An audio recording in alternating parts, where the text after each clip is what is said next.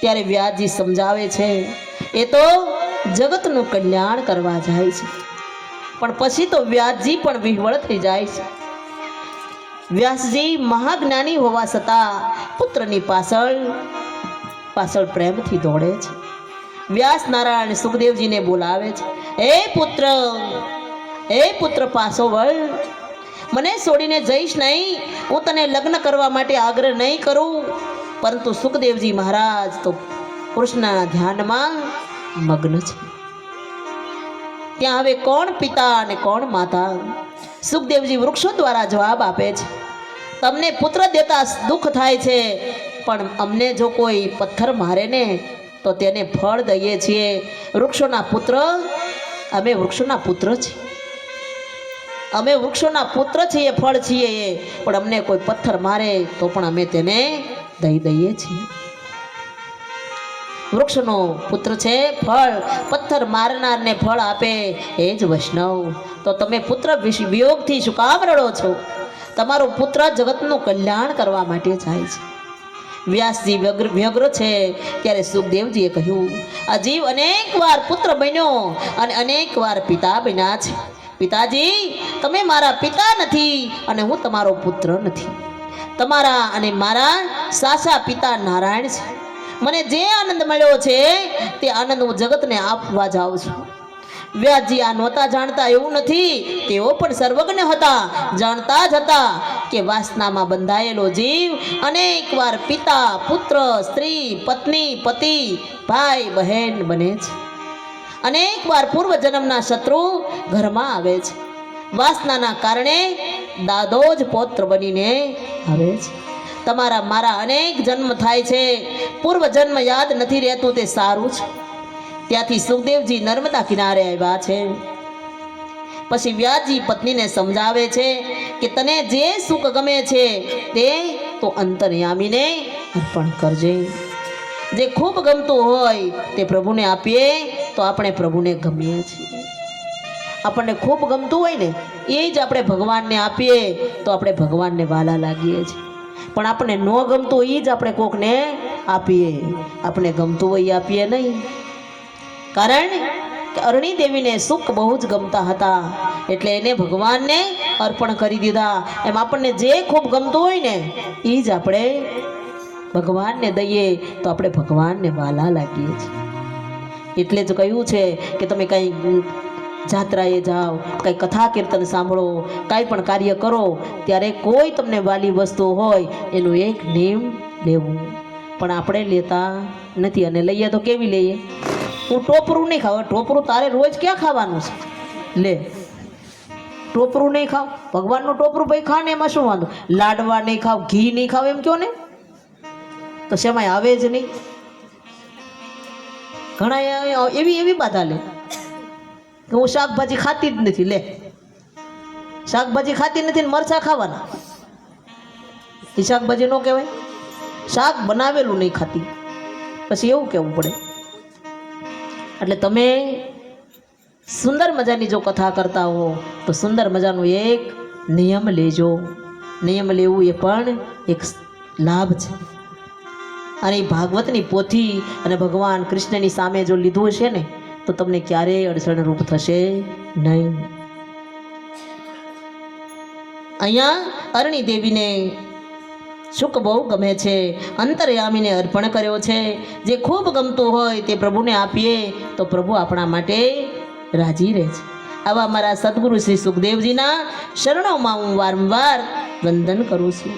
સુતજીએ સુખદેવજીને પ્રણામ કરી કથાનો પ્રારંભ કર્યો છે. એકવાર નૈમિષારણ્ય ક્ષેત્રમાં સોનકજી અને સુતજીએ કહ્યું, અમારે હવે કથા સાંભળવી નથી, સર્વ કથાનો સાર સાંભળવો છે. હવે અમને એવી કથા સંભળાવો કે અમારે શ્રી કૃષ્ણ પ્રત્યેની ભક્તિ અમને દૃઢ થાય અને અમને શ્રી કૃષ્ણની પ્રાપ્તિ થાય. કથા સાંભળ્યા પછી સંસારના વિષયો પ્રત્યે જો વૈરાગ ન આવે અને પ્રભુ પ્રત્યે જો પ્રેમ ન જાગે તો તેવી કથા જ નથી. કથા મનુષ્ય જીવનને સુધારે છે. કથા નો ઊંધો અક્ષર કરો એટલે થાક. મનુષ્યના થાકને દૂર કરે એનું નામ કથા છે. પૂર્વ જન્મમાં ઘણા પુણ્ય ભેગા થાય ત્યારે આ પવિત્ર ભાગવત કથા સાંભળવાનો અવસર મળે છે. કળયુગના જીવોનો ઉદ્ધાર કરવા માટે તેમજ કાળરૂપી સર્પના મુખમાંથી છોડાવવા સુખદેવજીએ ભાગવતની કથા કહી છે. જ્યારે સુખદેવજી પરીક્ષિત રાજાને આ કથા સંભળાવતા હતા ત્યારે સ્વર્ગનું અમૃત લઈ દેવો ત્યાં આવ્યા છે. દેવોએ કહ્યું, સ્વર્ગનું અમૃત અમે રાજાને આપીએ અને કથાનું અમૃત અમને આપો. સુખદેવજીએ પરીક્ષિતને પૂછ્યું, તારે આ કથાનું અમૃત પીવું છે કે સ્વર્ગનું અમૃત પીવું છે? ત્યારે પરીક્ષિતે પૂછ્યું, સ્વર્ગનું અમૃત પીવાથી શો લાભ થાય? સુખદેવજી કહે, સ્વર્ગનું અમૃત પીવાથી પુણ્યનો ક્ષય થાય છે, પરંતુ પાપનો ક્ષય થતો નથી. પાપનો ક્ષય તો કથામૃત પીવાથી જ થાય છે. તેથી સ્વર્ગના અમૃત કરતા કથામૃત શ્રેષ્ઠ છે. એટલે રાજાએ કહ્યું, મારે સ્વર્ગનું અમૃત પીવું નથી, મારે કથામૃતનું જ પાન કરવું છે. ત્યાર પછી સુતજીએ કહ્યું કે 7 દિવસમાં પરીક્ષિતજીને જે કથાથી મુક્તિ મળી તે કથા હું તમને સંભળાવું છું. પરંતુ એ કથા ભાગ્યમાં હોય તો જ મળે, કારણ ભાગ્ય વગર નર પાવત નહીં. રામાયણમાં તુલસીદાસજીએ સુંદર મજાની એક સોપાઈ લખી છે. બડે ભાગ્ય માનુષ તનુ પાય. શ્રી રામ જય રામ જય જય રામ.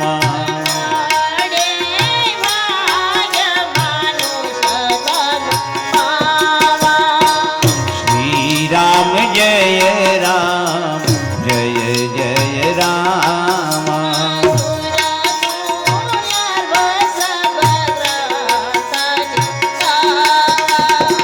શ્રી રામ જય રામ જય જય રામ.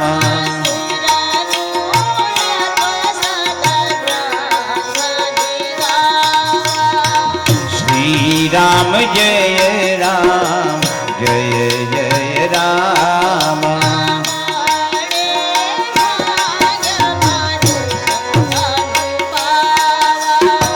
શ્રી રામ જય રામ જય જય રામ.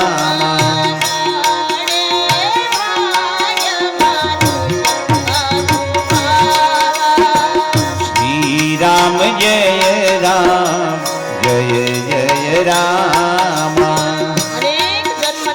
ભેગા થાય ત્યારે મનુષ્ય અવતાર મળે છે. એટલે મનુષ્ય અવતાર મળ્યો હોય તો કંઈક સત્કર્મ કરી લેવું, નહીતર આખી જિંદગી આમ ને આમ જતી રહેવાની. એટલે મનુષ્ય અવતાર મળ્યો હોય અને ઘણા જન્મના પુણ્ય ભેગા થાય ત્યારે મનુષ્ય અવતાર મળે અને એ અવતારમાં આપણે કાંઈ ન કરી શકીએ તો આપણે પશુ કરતા પણ બહેતર છે.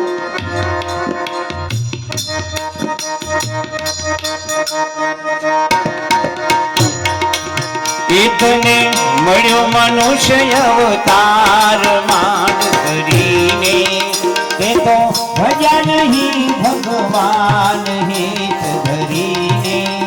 એથી ખાસો જમનો માર પેટ ભરીને, માટે રામ નામ સંભાળ.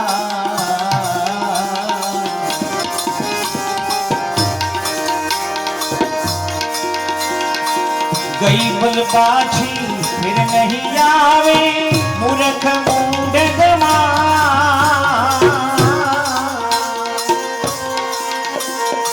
ભવસાગરની ભૂલવણીમાં, ભવસાગરની ભૂલવણીમાં વીતી ગયા યુગ 4 ફેરા ફરીને, માટે રામ નામ સંભાળ.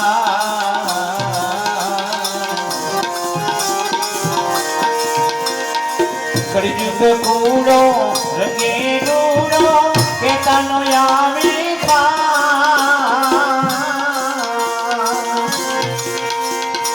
જપ તપ તીરથ કાઈ ન કર્યા જપ તપ તીરથ કાઈ ન કર્યા એક નામ આધાર શ્રી કૃષ્ણ કહીએ માટે રામ નામ સંભાળ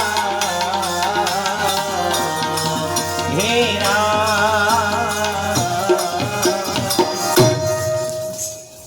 મનુષ્ય અવતાર મળ્યો હોય તો કાંઈક કરી લેવું અને એ પણ સત્કર્મ કરી લેવા.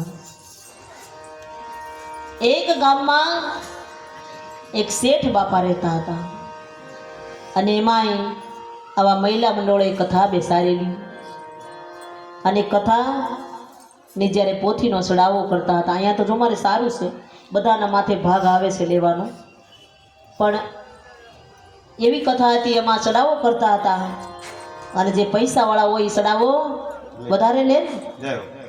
એટલે શેઠ બાપા, ગામમાં એક શેઠ હોય એટલે શેઠને એમ થાય કે પેલા ગામમાં નગર શેઠ હતા ને વાણિયા, અને શેઠ બાપા જ ગામમાં જે કે એ થાય. હવે એવું કાંઈ છે નહીં, હવે આપણે કાંઈ ગામમાં રહેતા નથી, પણ એ ગામમાં જ્યારે આવું બન્યું હતું ત્યારે એ શેઠ બાપાએ ચડાવો પોથીનો લીધો અને પોથી વાસ્તે ગાસ્તે શેઠ બાપાના માથે મૂકી અને બધાય બેન્ડ બાજા સાથે વાગતા વાગતા નીકળ્યા જ શેઠ બાપાના ઘરેથી કથા મંડપ તરફ.